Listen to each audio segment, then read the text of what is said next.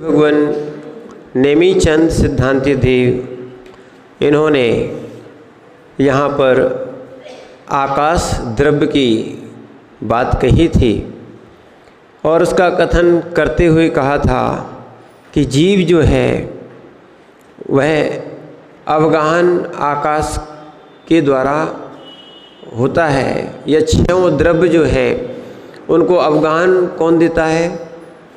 यानी आकाश देता है। स्वयं के लिए भी देता है और पर के लिए भी देता है।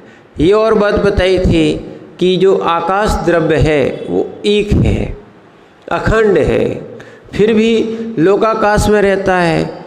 लोक के अंदर रहता है जो आकाश, उसको लोकाकाश कहते हैं, और लोक के बाहर जो रहता है उसको अलोकाकाश कहते हैं। अब यहाँ पर आचार्य महाराज ने बताया था कि जो स्वाभाविक तथा शुद्ध सुखामृत असाधन हैं, समरसी भाव वाले हैं, यहाँ इनका ही कथन कर रहे थे कि सहज शुद्ध सुख रसामृत स्वाद परम समरसी भाववर्ता यीशु केवल ज्ञान आदि अनंत गुणा। ऐसे इस आत्मा में भी केवल ज्ञान आदि अनंत गुण हैं। 8 गुण मात्र नहीं है, कैसे एक गुण मात्र नहीं है, अनंत गुण है। जो मात्र आत्मा को ज्ञान मानता है, ज्ञान गुण है, ज्ञान है, मात्र ज्ञान है, सर्वथा मात्र ज्ञान मान ले और दूसरा निषेध कर दे तो वो भी गुण अनंत गुण नहीं रह पाएंगे। इसलिए एकांत वो मिथ्या रूप हो जाएगा। इसीलिए यहाँ पर आचार्य महाराज समझाते हैं कि केवल ज्ञान आदि अनंत गुण इसमें आधारभूत हैं। और यहाँ पर एक और बात बताई थी, निश्चय नय से सिद्धों में ये प्रकट रूप में रहते हैं और तथापि उपचरित असद्भुत व्यवहारेण नय से मोक्ष शिलायाम तिष्ठति भण्डते इतोक्ता। और वो सिद्ध कहाँ रहते हैं? कहाँ रहते हैं? मोक्ष माने मोक्ष में कह दो या सिद्ध शिला पर रहते हैं। वास्तविकता में पर वो रहते तो अन्यत्र कहीं नहीं जाते, स्वयं में ही रहते हैं। कोई भी द्रव्य स्वा को छोड़कर अन्य कहीं नहीं जाता। क्या है? ये मोह है कि हम परद्रव्य को स्वीकार कर लेते हैं या परद्रव्य को, अपने द्रव्य को परद्रव्य मान लेते हैं और परद्रव्य को निजद्रव्य मान लेते हैं। तो ये सब अज्ञानता, अपरिबुद्धता है कि आचार्य कुंद कुंद स्वामी ने समय सार जी में लिखा, ये मेरे हैं, मैं इनका हूँ। ये मेरे हैं, मैं इनका हूँ। ये अप्रतिबुद्ध है। कैसा है? अज्ञानी है। वास्तविकता में जीव किसी का ग्रहण करता ही नहीं है। शुद्ध जीव, निश्चय से बोल रहे हैं, शुद्ध जीव किसी का ग्रहण करता ही नहीं है। अगर ग्रहण कर लिया तो अशुद्ध अवस्था होगी, ग्रहण कर लिया तो अशुद्ध अवस्था हो जाएगी। और जो ग्रहण नहीं करता है उसी को शुद्ध कहा है, जिसका संयोग नहीं होता है उसी को शुद्ध कहा है। देखो जैसे चंद्र ग्रहण, सूर्य ग्रहण एक दूसरे के द्वारा ग्रसित कर लिए गए हैं, खाए नहीं जाते हैं, ये मिथ्या मान्यता है। ग्रहण यानी एक के सामने दूसरा ग्रह आ जाता है तो क्या हो गया? वो ढक गया, एक ने दूसरे को आवृत कर लिया, उसको कहने लगते हैं ग्रहण। ऐसा नहीं है कि राहु ने किसी को खा लिया, केतु ने किसी को खा लिया, या सूर्य ग्रहण या चंद्र ग्रहण में किसी ने खा लिया। और इसीलिए ये बहुत सी मान्यताएं हैं। बस इतना है, सिद्धांत ग्रंथों को नहीं पढ़ना चाहिए। ग्रहण काल आदि में सिद्धांत ग्रंथों को नहीं पढ़ना चाहिए। जहाँ बिजली चमक रही हो और भी आपातकाल हो, ऐसे में सिद्धांत ग्रंथ नहीं पढ़ना चाहिए कि हम बाहर ना निकले, कि हम और चीज़ें, मंदिर ना जाएं। ये सब मिथ्या मान्यताएं हैं। ये सब क्या है? मिथ्या मान्यताएं हैं। और लोग अलग अलग उसका वो बनाने लगते हैं कि इसमें दान दो तो ऐसा हो जाएगा, ये सारी चीज़ें जो है ना कोई सम्यक मान्यता नहीं है। जीव के कर्म अच्छे होते हैं, जीव के परिणाम अच्छे होते हैं तो उसकी गति अच्छी होती है, और जीव के परिणाम खराब होते हैं, भाव व्यवहार खराब होता है तो उसकी गति भी खराब होती है। इसीलिए सारा पुरुषार्थ पर पे नहीं किया जाता। कहने का तात्पर्य क्या था? सारा पुरुषार्थ पर पे नहीं किया जाता, और मिथ्या धारणा के कारण सारा पुरुषार्थ जीव पर पे ही कर रहा है। क्या है? जगत को सुधारने बैठा है पर स्वयं नहीं सुधरता। ठीक है ना? इसलिए कह रहे हैं क्योंकि हम आपसे कहते भी हैं तो उसका चिंतन भी रोज चलता ही रहता है। तो ये स्वयं को सुधारने की बात है। धर्मोपदेश आपके लिए भी है और निज के लिए भी है। ये स्वाध्याय अपना जो चल रहा है, वास्तविकता में कब तक जो जीव पर का कर्ता बना रहेगा और पर के कर्तत्व में रहेगा तो मूढ़ कहलाएगा, क्योंकि पर का परिणमन उस स्वयं के उपादान के अधीन है। आप तो निमित्त मात्र हो। एक जीव दूसरे जीव के लिए क्या है? निमित्त है। माँ पुत्र के लिए निमित्त है, पिता पुत्र के लिए निमित्त है, गुरु शिष्य के लिए निमित्त है। कोई एक दूसरे का उपादान नहीं है, और उपादान मान लिया तो मिथ्या हो गया। क्या मान लिया? उपादान मान लिया तो मिथ्या हो गया। हाँ, संसार अवस्था में जीव अशुद्ध रहता है और सिद्ध अवस्था में जीव शुद्ध होता है, और ये कहा जाए शुद्ध का ही नाम सिद्ध है, या शुद्ध परमाणु का, शुद्ध पुद्गल का नाम ही परमाणु है। ठीक है ना? ये शुद्ध होते हैं और परमाणु अशुद्ध भी हो जाते, माने स्कंद बन जाते हैं। पर जीव एक बार शुद्ध होने के बाद पुनः संसार में लौट के नहीं आता, ना ही भगवान लौट के आते हैं। ठीक है ना? और ये हो सकता है वो आपके विशुद्धि में निमित्त बन सकते हैं। कौन? ये जिनबिंबवादी आपके देवशास्त्र गुरु निमित्त बन सकते हैं। आप उनको देख ही नहीं पाओगे। किसको? सिद्ध भगवान को आप देख नहीं सकते। देख सकते हो क्या? नहीं देख सकते। उनके पास जा सकते हो क्या? नहीं जा सकते। उनको स्पर्श कर सकते हो क्या? क्यों? वो निगोदिया जीव भी है, स्पर्श कर सकता है क्या? स्पर्श कर सकता है क्या? ठसाठस भरे हैं इसलिए स्पर्श कर सकता है, ये भी मिथ्या धारणा है। क्योंकि आत्मा में स्पर्श रस गंध पर्ण नहीं पाया जाता है, पुद्गलों में ही स्पर्श रस गंध पाया जाता है। निगोदिया जीव का शरीर पुद्गल है, वो स्पर्श कर सकता है, पर स्पर्श जब सामने वाला होगा तभी तो। उनके पास तो शरीर नहीं है, अशरीरी भगवान आत्मा है। कैसे है वो? इसीलिए आत्मा स्पर्श नहीं की जा सकती। और आत्मा में इसीलिए आचार्यों ने लिखा है, बिल्कुल सत्य लिखा है, अरस अरु अवगंधम अवत्तम चेत गुणाम सद्धम जान अलिंगम गैणम जीमदिठम संठाणम। श्री समय सार की 38 नंबर की गाथा है, वहाँ स्पष्ट लिख दिया है कि आत्मा जो है ना अरस है, वो भी रस भी नहीं आता, कोई चखता होगा। अरस अरु, कोई रूप नहीं है, अवगंधम, न कोई गंध है, न स्पर्श है, ये सब पुद्गल के गुण हैं। चेतना गुणम सद्धम, उसका चेतना ही गुण है। जान अलिंगम गहणम, ये कोई भी उसका कोई पहचान नहीं है, कोई लिंग नहीं है। आत्मा अलिंग गहरणम, आत्मा का कोई लिंग नहीं है, कोई पहचान नहीं है, तो स्पर्श किसके करोगे? तो आत्मा कैसी होती है ये तो अनुभूति से ही जान सकते हो। कैसी है? आत्मा में अनुभवन होता है, और ध्यान रखना हम अपना ही अनुभवन करते हैं। हमारा अनुभवन जो हम कर रहे हैं वैसा सिद्ध भगवान भी मेरा अनुभवन नहीं कर सकते हैं। उनके ज्ञान में झलकेगा।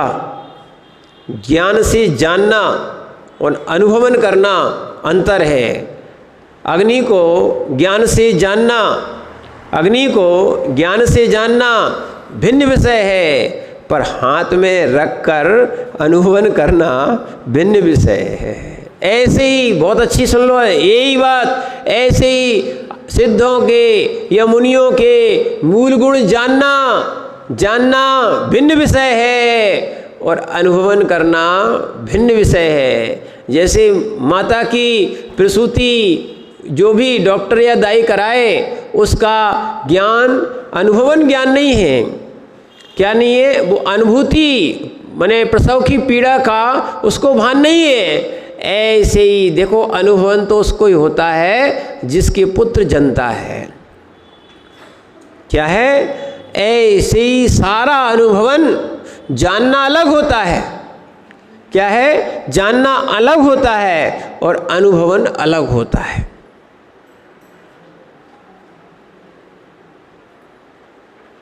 क्या है? अनुभूति निज की ही होती है और जानना स्वयं और पर का भी हो सकता है। क्या है? ज्ञान स्वर प्रकाशी है, स्वयं को भी जानता, पर को भी जानता है। ठीक है? उसके लिए उदाहरण दिया, घट महामात्मा वेदमी। जैसे मैं घट को जानता हूँ कि नहीं, ऐसे बहुत सारे लोग हैं जो कहते हैं मैं तो स्वयं सबको जानता हूँ, अपने आप को नहीं जानता हूँ। उनके लिए कहा गया है, या वो अपने को जानने के लिए दूसरे के लिए ज्ञान की आवश्यकता बताते हैं, पर बोलते नहीं, ऐसा नहीं है कि केवल ही हमें जानेंगे तभी हम जान पाएंगे अपने आप को। नहीं, आत्मा स्वयं को जान सकती है और जानती ही है। वो सारा अनुभवन कौन ले रहा? तो सीधा सीधा कहो, सुख दुख का अनुभवन अनुभूति कौन लेता है? क्या है? सुख दुख की, यहां तक कि जीव और पुद्गल की अनुभूति कौन ले रहा है?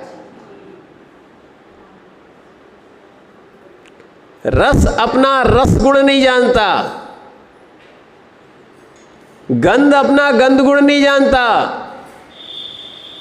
क्या है? वर्ण अपना वर्ण गुण भी नहीं जानता, स्पर्श अपना स्पर्श गुण भी नहीं जानता।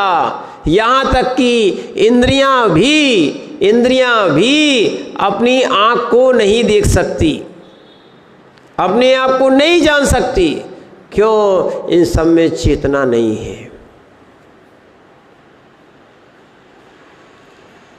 क्या है? अनुभवन मात्र आत्मा में होता है। अनुभवन मात्र आत्मा में होता है। इसीलिए ये अपन को अच्छे से लगाना है। ये शरीर जब जीव से रहित हो जाता है, इससे आत्मा निकल जाती है, तब इसको चिता पे रखने बाद भी नहीं चिल्लाता। वैसे बिना पंखे के बैठ नहीं पा रहे आप, बिना पंखे के नहीं बैठ पा रहे हो, और जब चिता पे रख दिया जाएगा तब कौन सा पंखा लगेगा?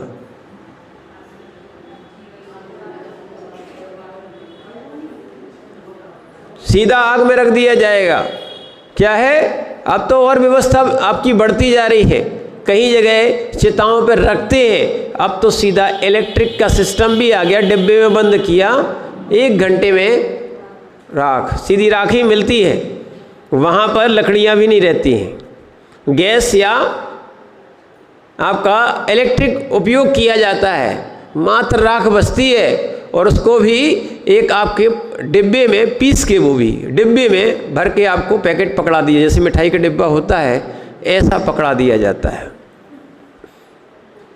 ऐसा दिखाया है। हाँ, अस्थियाँ आती हैं, अस्थियों को निकाला, उसके बाद उसको पीसा, वही ग्राइंडर रहता है, वो पीसा। और ये हमें दिखाया था, एक ने व्यक्ति ने पीसा और डिब्बे में पैक किया, यही भारत में ही, और दे दी। ऐसा एक वीडियो में मोबाइल के द्वारा एक भैया ने दिखाया था। क्या है? ऐसे बहुत सारी वस्तुएं देखना कि जब चेतन रहता है तब तक इतनी सी आँच भी लगती है तो वेदन होता है, और फिर पूरी चिता पे ही इसको रख दिया जाता है, फिर कोई वेदन नहीं होता। इसका तात्पर्य साफ साफ समझो, जब तक आत्मा है तब तक अनुभव हो रहा है। पर एक और ध्यान रखना, अभी तक हमने पुद्गलों का अनुभव किया है, अब निज आत्मा का अनुभव करना है। सुनना, दुख क्यों होता है? क्योंकि हमारी उससे विरक्ति नहीं है। बड़े बड़े उपसर्ग सिद्ध बनने वाले जीवों ने, अरहंत बनने वाले जीवों ने कैसे सहन किए, इसी बेस पे सहन किए। ये शरीर जड़ है, शरीर जड़ है और जीव चेतन है। शरीर के नष्ट होने से आत्मा नष्ट नहीं होती, शरीर के जलने से आत्मा नहीं जलती, शरीर के घानी में कोलू में पिलने से आत्मा नहीं पिलती। आत्मा अजर अमर है, न काटने से कटती है, न जलाने से जलती है। ठीक है, जब ये अनुभूति अंतरंग में उतर जाती है तब बड़े से बड़े उपसर्ग परिसय सब सहन हो जाते हैं, और जीव जो है ना हंसते हंसते प्राण छोड़ देता है और समाधि कर लेते हैं। कोई दुख नहीं है।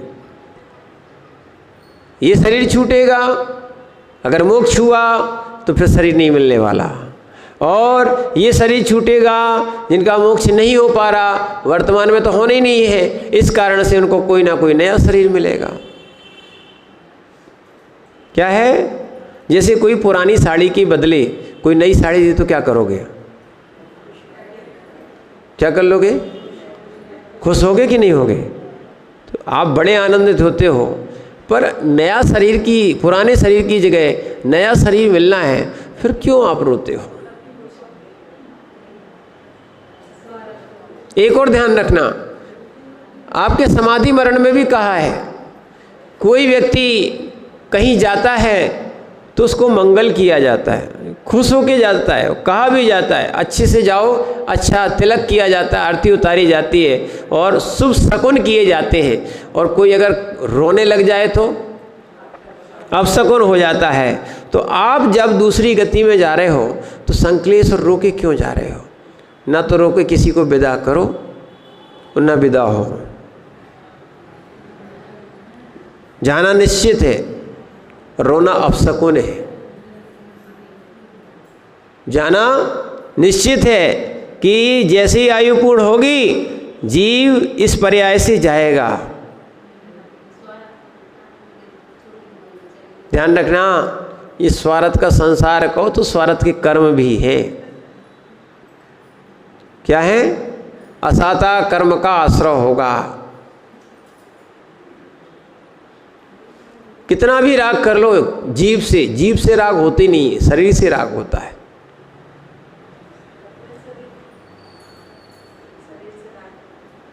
किससे होता है?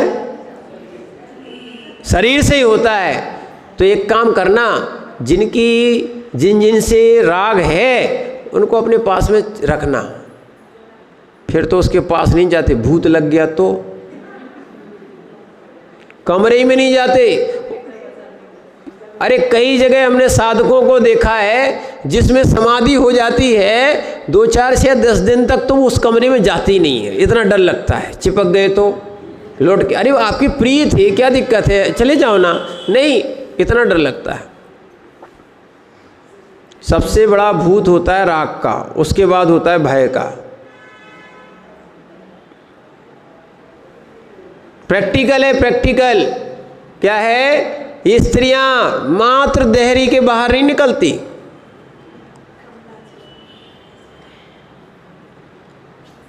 क्या है? जो राग करते हैं कि साथ जाएंगे, साथ साथ भाव तो ठीक है, मरने के बाद आपके थोड़े आगे चले जाएं।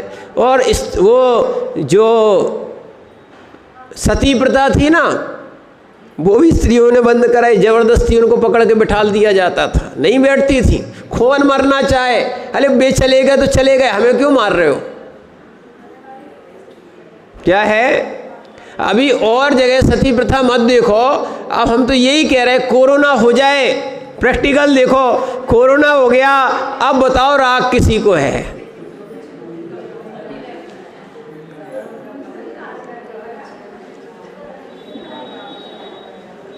समझ में आ रहा कि नहीं आ रहा?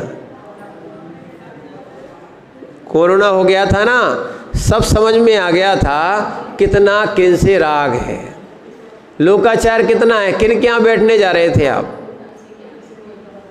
इसीलिए इन चीज़ों को समझने का प्रयास करो, ये अज्ञानता है। व्यवहार को व्यवहार समझो, व्यवहार को राग मत करो, आत्मसात मत करो, स्वभाव मत मानो या निश्चय मत मानो। निश्चय निश्चय है, व्यवहार व्यवहार है। जब ध्यान में बैठेंगे, जब वैराग्य में बैठेंगे, जब हम ध्यान करेंगे, समाधिस्थ होंगे, तब तक हमें निश्चय का ही चिंतन करना पड़ेगा। पर ध्यान रखना, जब जब हम जगत में रहेंगे तब तक व्यवहार में ही रहना पड़ेगा, इसके बिना संसार नहीं चल सकता। क्या है? दोनों को दोनों जगह समझना। जैसे बताया था, केला और छिलका, केला और छिलका, भोजन के समय केला ही चाहिए, पर लेने जाओगे तो छिलका भी चाहिए, पॉलीथिन भी चाहिए। क्या है? समझ रहे ना आप बात को? इसीलिए नथुलाल जी, नहीं तो आप केला लेने पहुंच जाओ कि हमें तो छिला छिलाया।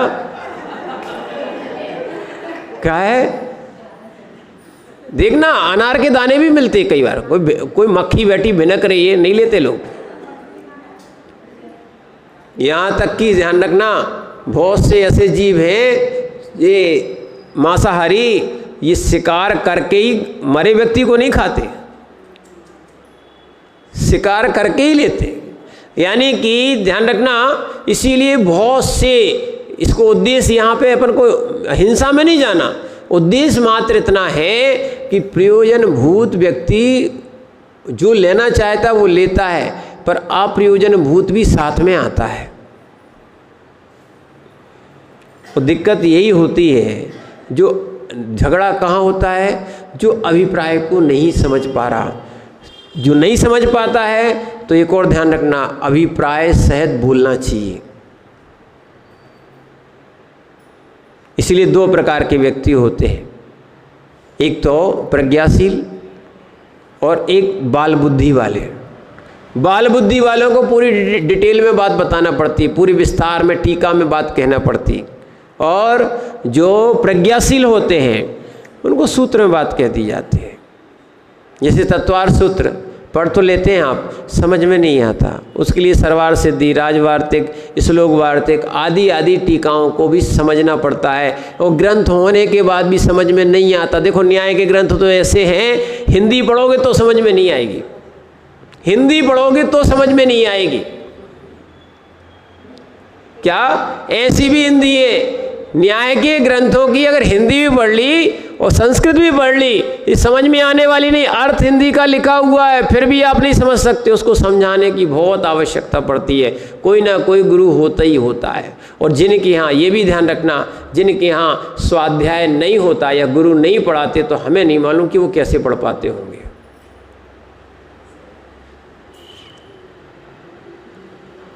समझना, क्योंकि जिनको हमने पढ़ लिया है, हम अपनी अनुभूति बता रहे हैं आपको, जिनको ग्रंथों को हमने अभी पढ़ लिया है, उनको द्वारा पढ़ने में, द्वारा पुरुषार्थ करने, माने द्वारा समझने में बहुत पुरुषार्थ लग रहा है। समझने के बाद भी समझने में बड़ा पुरुषार्थ लग रहा है, क्योंकि संस्कार नहीं है। क्या नहीं है? ना अवधि ज्ञान है, ना संस्कार है। अवधि ज्ञान होता तो पढ़ने की आवश्यकता ही नहीं थी, सारी भाषाओं का, सारी वस्तुओं का ज्ञान हो जाता। इसीलिए तो क्या तीर्थंकरों के कोई गुरु नहीं होते, और जिनको अविधि ज्ञान हो गया उनको फिर ग्रंथों की आवश्यकता ही नहीं है, सारी वस्तुओं का वो ध्यान और अध्ययन करते रहेंगे, ध्यान के माध्यम से। क्या है? इसीलिए जो मति ज्ञान और श्रुत ज्ञान वाले हैं, इनको अध्ययन की आवश्यकता पड़ती है। और ये श्रुत ज्ञान भी अभी पूर्ण रूप से कहाँ है। अकलंक स्वामी थे, अकलंक स्वामी थे जिन्हें एक बार पढ़ा दिया जाए, एक पाठी कहा जाता था, दोबारा उनको पढ़ने की आवश्यकता, पर अपना क्षेपसम और कम होता गया। इसीलिए यहाँ पर ये चीज़ समझना है, बात थोड़ी है पर विस्तार में इसलिए समझा रही है कि अनादि काल के संस्कार हैं। देखो कल भी हमने जो आपको बात कही थी, यानी जहाँ निश्चय की प्रधानता से बात कही जाए वो गले नहीं उतरती, ठीक है ना। और व्यवहार में जिया ऐसा ही जाता है, व्यवहार में ऐसा ही जिया जाता है, और अनादि काल से हम व्यवहार ही करते आए, निश्चय के बारे में सोचा ही नहीं है। जीना व्यवहार में ही पड़ेगा। यहाँ तक कि निर्गंथ योगियों को व्यवहार चारित्र का ही पालन करना पड़ता है, उससे ही वो निश्चय चारित्र में प्रवेश करते हैं। व्यवहार छोड़ा नहीं जाता है, निश्चय में पहुंचने पर छूट जाता है। जो व्यवहार छोड़ देगा, सम्यक व्यवहार छोड़ देगा, वो अशुभ में पहुंच जाएगा। जैसे शुभ छोड़ा नहीं जाता, पंच परमेष्ठी की आराधना छोड़ी नहीं जाती। अच्छे समझना, पंच परमेष्ठी की आराधना, पंच परमेष्ठी का ध्यान छोड़ा नहीं जाता। जब जब, क्योंकि उपयोग एक है, जब जब हम भगवान के या आत्मा के, भगवान के बाद आत्मा के अनुभवन में आते हैं, अनुभूति लेते हैं, या वो उपयोग परमात्मा से या देवसास गुरु से भिन्न करके निज आत्मा में लगाते हैं, तो सहज छूट जाता है, छोड़ना नहीं पड़ता है। पर पाप को पुरुषार्थ पूर्वक छोड़ना पड़ता है। कई लोग कहते पाप सहज छूट जाएगा, इसीलिए वो स्वच्छंद होके पाप करते हैं। ये स्वतंत्र नहीं है। क्या है? सहज शब्द ये स्वच्छंदता में जहाँ आ जाता है वो पाप का ही कारण बनता है। क्या बनता है? पाप का ही कारण बनता है। इसलिए सहज क्रिया को वो ध्यान में होती है वो समझना, पर सहज क्रिया को पाप में नहीं लगा देना। ये तो विषय भोग चल रहे हैं, ये तो सहज है। कसाय कर रहे हैं, सहज है। क्या है? ये सहज नहीं है। जहाँ पर ध्यान में बैठ जाता है जीव, या वो आत्मा में जो उपयोग लगाने लगता है, जो फिर जो व्यवहार छूटता है, पंच परमेष्ठ छूटते, बाहर का ध्यान जुटता है, वो सहज है। जैसे अभी आप यहाँ पर उपयोग लगाए हो, घर का विकल्प आ रहा, क्या घर सहज छूट गया, विकल्प भी छूट गया, ठीक है। और यहीं बैठ के चाहो तो घर के भी दर्शन हो सकते हैं, घर के विकल्प आ सकते हैं। और एक और है, अगर भोगों का भी कोई आनंद लेता है, उसको दूसरे द्रव्यों का उपयोग को छोड़ना ही पड़ता है। सुई में धागा डालते हो, कहाँ कहाँ देख के डालते हो, क्या क्या सोच के डालते हो? क्या है? अगर यहाँ वहाँ उपयोग भी गया, आंख भी गई, श्वास तक रोक लेते हो, ठीक है ना। ऐसे ही बहुत सारी चीजें, एक नहीं है। जैसे कील ठोक रहे हो आप, सिलाई कर रहे हो आप, भोजन बना रहे हो आप, क्या है? बहुत सी क्रियाएं अगर थोड़ी सी डिस्टर्ब हुई तो कील की जगह हाथ ठुक जाता है। क्या होता है? यानी इसका अर्थ क्या है? कार्य बिगड़ा है। अब समझना, बहुत अच्छी बात, कार्य बिगड़ा है, कार्य बिगड़ा है तो उपयोग बिगड़ा है।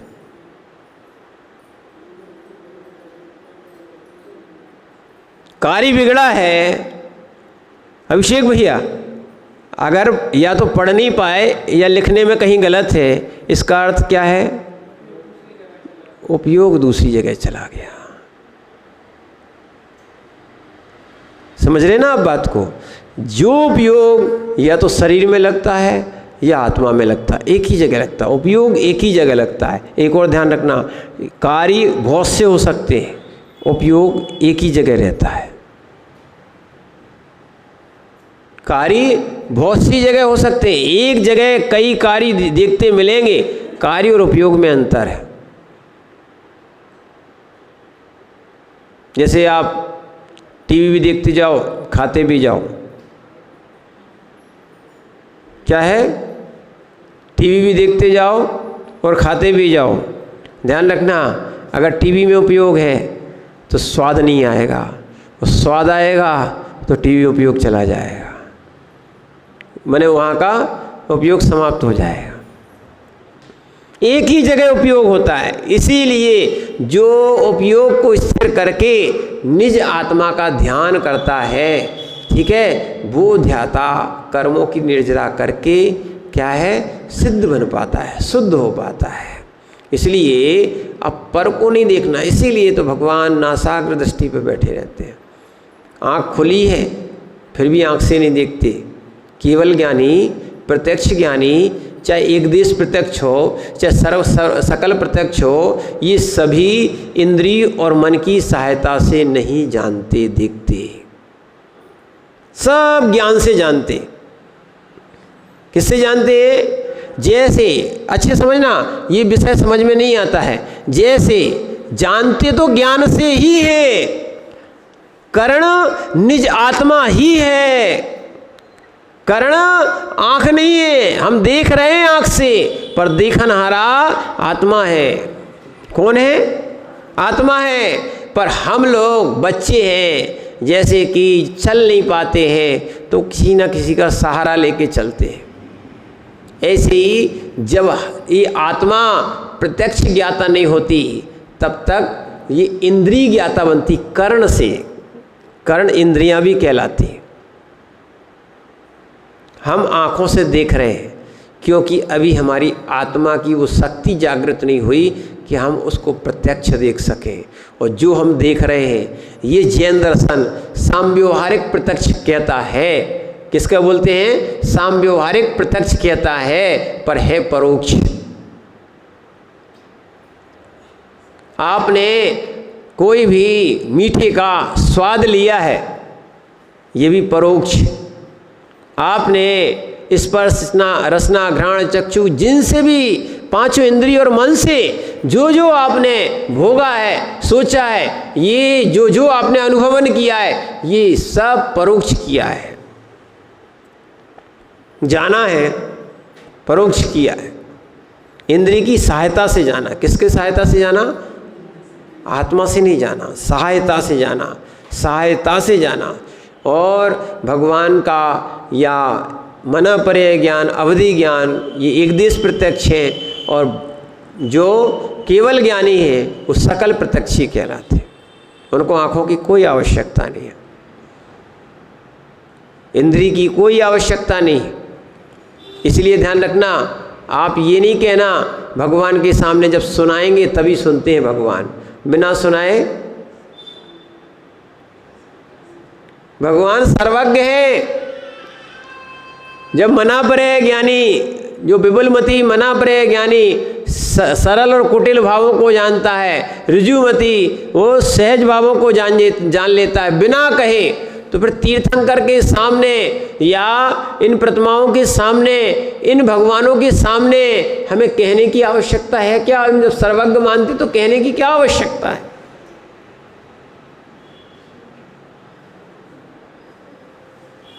बार बार भगवान से कहते हैं ना, ये है, इतना कह सकते हैं। आपके अंदर एक धारणा है, कह देते हैं तो मन हल्का हो जाता है, बस। क्या है? कसाय निकल जाती है ना, कसाय या वासना निकल जाती है तो लोग सोचते शांति मिल गई। क्या है? ये अतृप्ति कर है। सुबह आया था विषय, ये कैसे है? अतृप्ति कर है। इसीलिए ध्यान रखना, चाहे इंद्रियां हो और चाहे ये कसाय हो, ये चाहे कर्म हो, ये कभी समाप्त होने वाले, इनके सुख कभी, इनके दुख कभी समाप्त होने वाले नहीं है। इनका इसीलिए प्रत्याख्यान किया जाता है। अनुभूति से बोल रहे इस बात को। लोग सोचते हैं, लोगों की धारणा है कि पहले संसार के सुख का वेदन करके आए फिर आत्मा को वेदेंगे। क्या है, बहुत सारे लोग बोलते हैं संसार का वेदन कर लो फिर आत्मा का वेदन करना।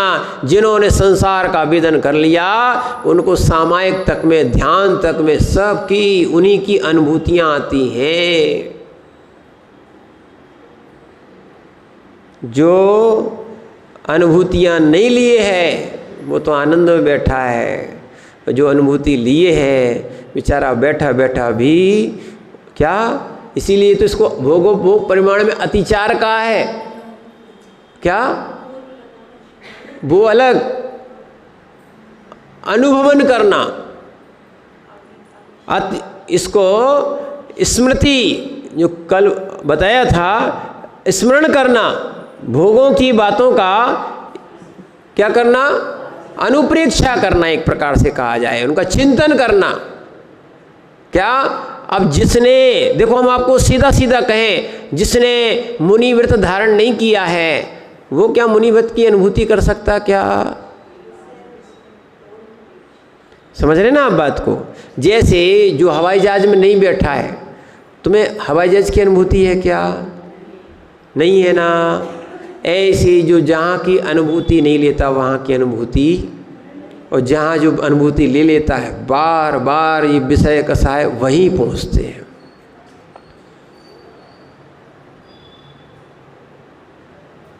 और अनादि के ऐसे संस्कार हैं, हमें निज आत्मा के दर्शन नहीं होते, पर इस आँख से जो जो दृश्य उपयोग सहित देखा है, एक और ध्यान रखना, जो जो देखा है पूरा झलकता है जब आप चिंतन करते हो।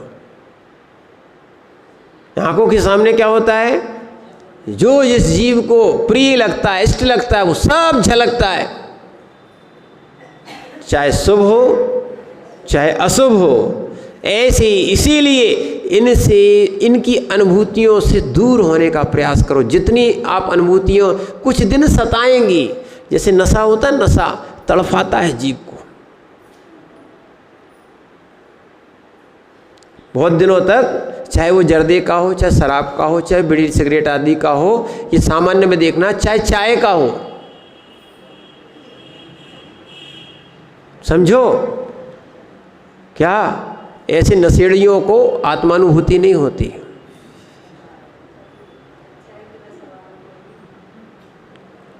समझ रहे ना सबका। और चाहे शरीर और इंद्रियों की जिनको लत पड़ गई है, ऐसे इनको भी एक नशा कहा जाएगा। मोह महामद, देखो मोह महामद भूले आपको, मोह की मदिरा भी पी ली है, ये भी एक नशा है। 8 प्रकार के मद होते हैं ना, मद, ज्ञान पूजा कुल जाति, ये अपने श्रावकाचार में आ चुके हैं। इनका भी नशा होता है, ये दिखती नहीं है पर ये भी है। और मोह रूपी मदिरा भी पी ली है। और जो व्यक्ति मोह की मदिरा पी लेता है, वास्तविकता में उसको कहाँ स्वानुभूति होती है। बार बार इसको समझाना चाहिए। मोहेन समृतम ज्ञानम स्वभावम लभते नहीं। मोह से ढका हुआ ज्ञान स्वभाव को प्राप्त नहीं होता। इसलिए क्रियाएं करना पड़ती हैं तो कर लेते हैं, पर उसको अपना स्वरूप नहीं मानते। सम्यक दृष्टि जीव, इसलिए कहा जाता है क्या, जो ऐसा वेदन कर ले कि भोग भोगती हुई भोगी नहीं है, वो अनुभवन नहीं कर रहा, आनंद नहीं ले रहा। क्या है, ध्यान रखना। जैसे उदाहरण दिया है, जैसे अरुचि से किया गया भोजन आनंद का कारण नहीं बनता, जैसे दवाई भी आनंद से नहीं खाई जाती। और कई लोग को अच्छा ठीक है हैबिट पड़ गई तो ऑपरेशन है, कोई काटा फीटी है, ये आपका आनंद से करवाते हो क्या? नहीं कराते ना। पर क्या करें, शरीर है, सुरक्षित करना है, रोग को ठीक करना है, इसीलिए वो औषधि ऑपरेशन आदि कराते हैं। ऐसे ही संसार में रह रहे हैं। अब क्या करें, संसार में रह रहे हैं तो ठीक है, अब अगर शादी कर ली है या अपन ने सामग्री रख ली है तो अब वो रहेगी, क्या कर सकते हैं। अरुचि बहुत बड़ा काम करती है, रुचि भी बहुत बड़ा काम करती है। अरुचि मोक्ष दिलाती है। क्या है? संसार की अरुचि मोक्ष दिलाती है और संसार की रुचि संसार दिलाती है। सीधा सीधा यही सम्यक दर्शन और मिथ्या दर्शन की परिभाषा है। चाहे सम्यक्त कहो, चाहे प्रतीति कहो, चाहे रुचि कहो, चाहे श्रद्धा कहो, सबके एक ही नाम है। क्या है? इसीलिए ध्यान रखना, वस्त्र क्यों नहीं पहने? संस्कार दिए। तो एक तो रुचि नहीं थी, तो क्योंकि वस्त्र पहनते हैं या और भी चीज़ें रखते हैं, राग होता है, अच्छा बुरा अच्छा बुरा, ये राग देश बढ़ाते हैं। राग देश को कम करने के लिए ये निर्गंत साधु तन पे एक धागा भी नहीं रखते, विकल्प भी नहीं रहता और राग देश भी नहीं रहता। और वस्त्र भी नहीं पहनते, तन के राग से भी हटाया जाता है। नहीं तो वस्त्र के राग से हटके तन के राग में लग गए तो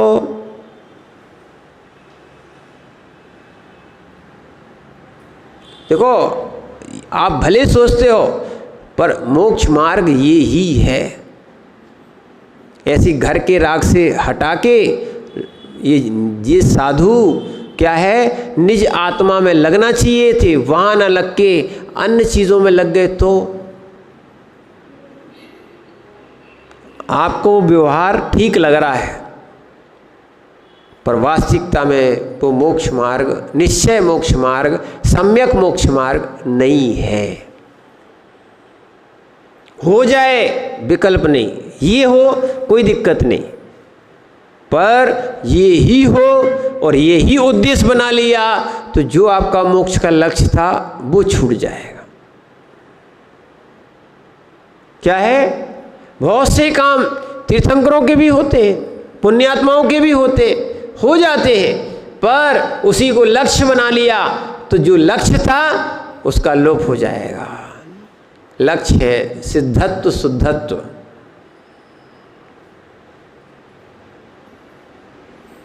शुद्धोपयोग की भावना भी करना चाहिए और निर्गंथों को शुद्धोपयोग का ध्यान भी करना चाहिए। अन्यथा जो ग्रस्त भी सोपयोग कर लेता है, अगर निर्गंत अवस्था में वही सोपयोग किया, वही पंच परमेष्ठी की आराधना की, तो ये तो ग्रस्त की बराबरी की आपने।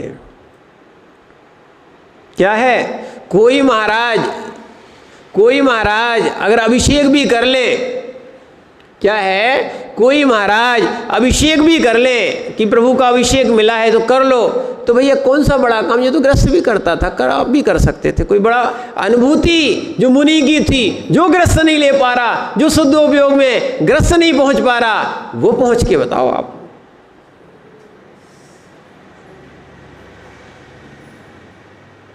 और फिर कहना पड़ेगा मंदिर तो ग्रस्त भी बना लेता है, हमने बना लिया तो कौन सा बड़ा काम हो गया।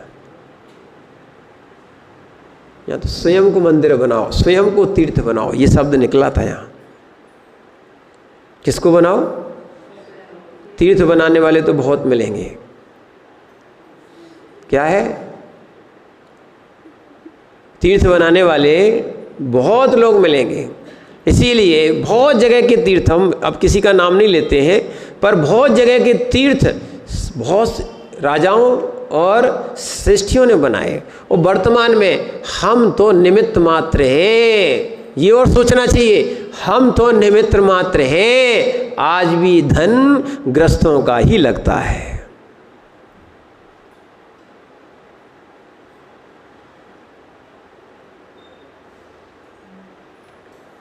सत्य है कि नहीं? लगवा लेते वो बात अलग, लगाते कौन है? मूल रूप मुख्य रूप देखा जाए तो गृहस्थी कर रहे हैं, हम तो निमित्त मात्र हैं। समझ रहे ना आप बात को? इसीलिए मुख्य रूप में हम यहाँ पर जो आपने बताया था, जैसे कि तीर्थभूत पुरुषों के सेवित भूमि, क्या है? तीर्थभूत पुरुषों के सेवित भूमि। ध्यान रखना, जो तीर्थ कहा जाता है, वास्तविकता में इस तीर्थ के दो भेद हैं। समय आपका हो गया है। एक चेतन तीर्थ, एक अचेतन तीर्थ। क्या है? एक चेतन तीर्थ, एक अचेतन तीर्थ। चेतन तीर्थ से ही अचेतन तीर्थ बनते हैं, ना कि अचेतन तीर्थों से चेतन तीर्थ बनता है। नहीं आ रहा समझ में? नहीं आ रहा समझ में? हम जैसों को समझ में नहीं आ रहा, आप जैसों की नहीं कह रहे हो। चेतन तीर्थ से ही अचेतन तीर्थ बनते हैं। अचेतन तीर्थों से ये सहकारी हो सकता है, उपादान कारण नहीं है, कार्यकारी कारण नहीं है। क्या है? सहायक मान सकते हैं, व्यवहार मान सकते हैं, व्यवहार का ये कहा हुआ कथन सत्य मान सकते हैं, पर ये निश्चय में सत्य नहीं है। निश्चय तो स्वयं तीर्थ बना जाता है, स्वयं ही तिरा जाता है और स्वयं ही इस अनुभूति में उतरा जाता है।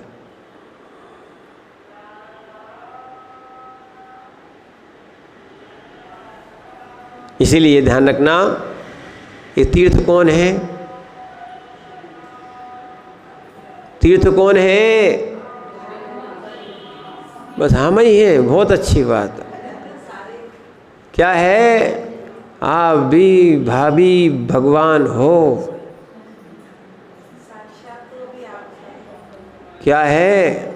नहीं, हमने पुरुषार्थ किया है, तो हमने पुरुषार्थ किया है, इस ग्रंथ को छोड़ा है, परिग्रह को छोड़ा है, निर्ग्रंथता मिली है। अभी भी ये आप जो देख रहे हो, ये वास्तविकता में निश्चय तीर्थ नहीं है, ये भी शरीर व्यवहार तीर्थ है। क्या है? द्रव्य तीर्थ दिख रहे हो, भाव तीर्थ अंदर के परिणाम। भाव साधन, द्रव्य साधन।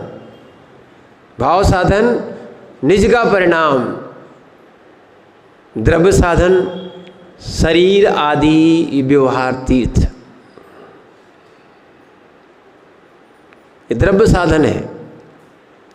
क्या है? इनको सहकारी साधन भी बोल सकते हैं, पर कार्यकारी साधन निज आत्मा।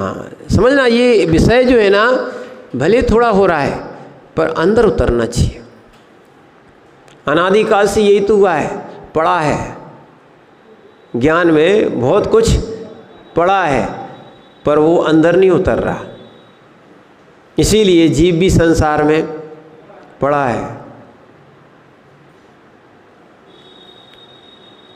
जब ये ज्ञान उतरेगा, आनंद की अनुभूति आई, फिर कहीं जाने की आवश्यकता नहीं है। ये तो व्यवहार होता है, उपचार होता है कि जीव को गमन करना पड़ता है। ये भी नियम सार में है। महाराज गमन तो करते हैं, पर निज में स्थिर रहते हैं।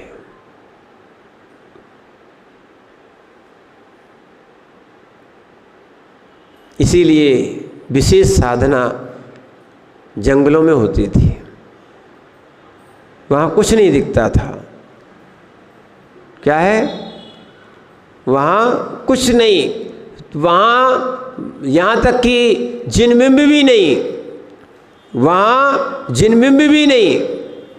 ठीक है ना?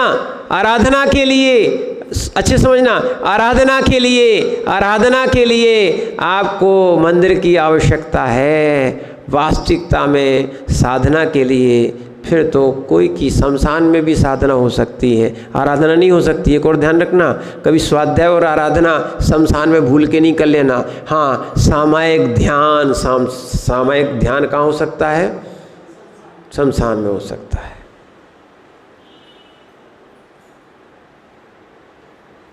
क्या है? इसीलिए इस चीज़ को समझो हम तीर्थ हैं।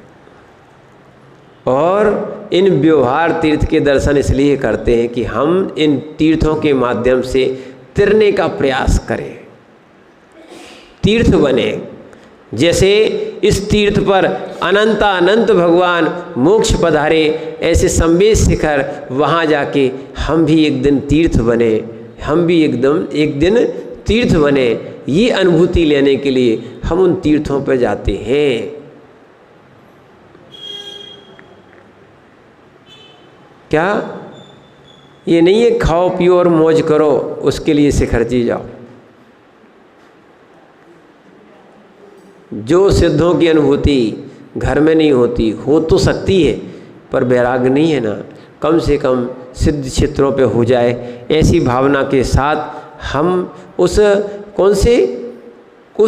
चेतन तीर्थ के दर्शन करते हैं। कौन? निज आत्मा के। और नहीं होते हैं तो व्यवहार तीर्थ के दर्शन करते हैं, अचेतन तीर्थ के दर्शन करते हैं।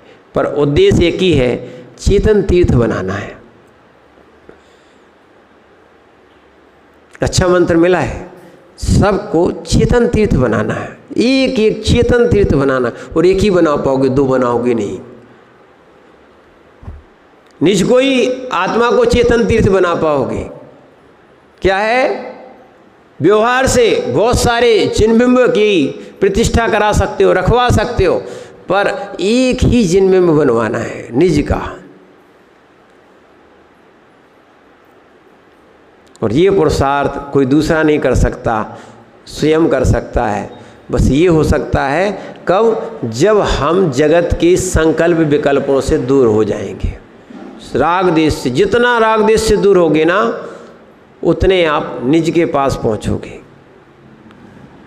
रागद्वेष निवृत्ते चरणम प्रतिपद्यते साधु। इस राग देश की निवृत्ति के लिए, निज को तीर्थ बनाने के लिए ही हम इस स्वाध्याय करते हैं, ध्यान करते हैं और आत्म साधना करते हैं। इसीलिए यहाँ पर उस तीर्थ की बात कही थी, इसको फिर अपन कल देखेंगे। ओम नमः सिद्धे।